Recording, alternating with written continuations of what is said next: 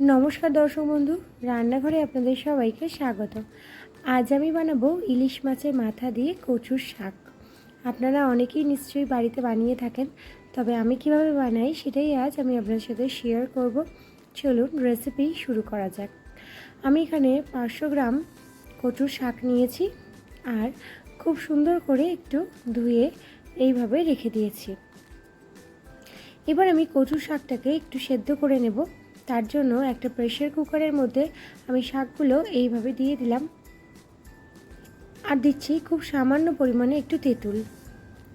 এর ফলে কচুর শাকটা আর চুলকাবে না আর খেতেও খুব ভালো হবে। দেখুন এবারে আমি সেদ্ধ করে নিচ্ছি শাকটা আমাদের সেদ্ধ হয়ে গেছে। এবার একটা গ্যাসের উপর আমি দিয়ে দিলাম একটা কড়াই আর কড়াইটা গরম হওয়া পর্যন্ত অপেক্ষা করব।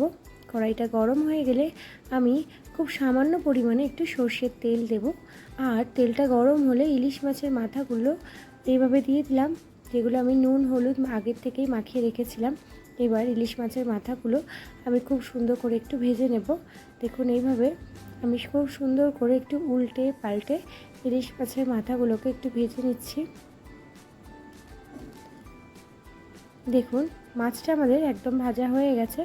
এবার আমি মাছটাকে তুলে নিলাম আর ওই কড়াইয়ের মধ্যেই দিয়ে দিচ্ছি অতিরিক্ত যে তেলটা হয়েছিল, ওই তেলটা আমি ঢেলে দিলাম। আর তেলটা গরম হলে আমি দিয়ে দিচ্ছি কুচো কুচো করে কেটে রাখা পেঁয়াজ।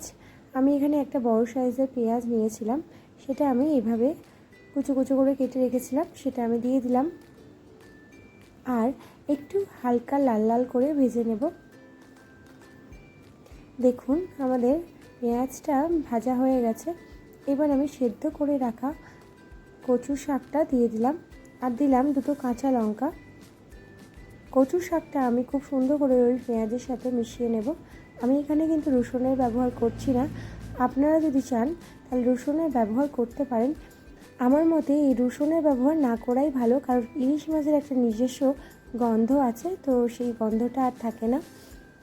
দেখুন আমি এভাবে কচুর শাকটা খুব সুন্দর করে একটু মিশিয়ে নিলাম। এবার আমি দিয়ে দিচ্ছি কিছু গুঁড়ো মশলা।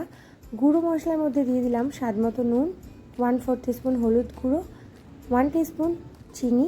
এইবারে খুব সুন্দর করে সব কিছু একটু মিশিয়ে নিলাম।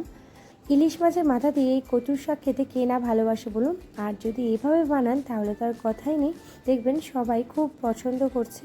দেখুন মাথাগুলো আমি এইভাবে এবার দিয়ে দিলাম আর এইভাবে একটু ভেঙে দিচ্ছি আর কচুর শাকের সাথে এভাবে আমি একটু মিশিয়ে নিলাম। দেখুন এভাবে আমি খুব সুন্দর করে একটু কচুর শাকের সাথে ইলিশ মাছের মাথাগুলোকে এভাবে মিশিয়ে নিলাম। সামান্য কয়েকটা উপকরণ দিয়ে এই রান্নাটা খুব তাড়াতাড়ি হয়ে যায়। এবারে আমি একটা ঢাকা দিয়ে রেখে দিলাম 10 মিনিটের জন্য, একদম লো ফ্লেমে। আর 10 মিনিট পর ফিরে এলাম। দেখুন তেলটা আমাদের একেবারে ছেড়ে দিয়েছে আর এই কচুর শাকটা প্রায় রেডি হয়েই এসেছে। এবার আমি অতিরিক্ত ঝালের জন্য দিলাম 1/4 টিস্পুন লাল লঙ্কার গুঁড়ো আর উপর থেকে দিয়ে দিলাম ধনেপাতা। এবার সব কিছু আরও একবার খুব সুন্দর করে মিশিয়ে নিচ্ছি। দেখুন আমাদের কচুর শাকটা একেবারে রেডি হয়ে গেছে গরম গরম সার্ভ করার জন্য। তাহলে আজকের রেসিপিটা আপনাদের কেমন লাগলো অবশ্যই কমেন্ট করে জানাতে ভুলবেন না। আর রেসিপি ভালো লাগলে লাইক কমেন্ট শেয়ার করুন আর আমার চ্যানেলটাকে সাবস্ক্রাইব করার অনুরোধ রইল। ধন্যবাদ।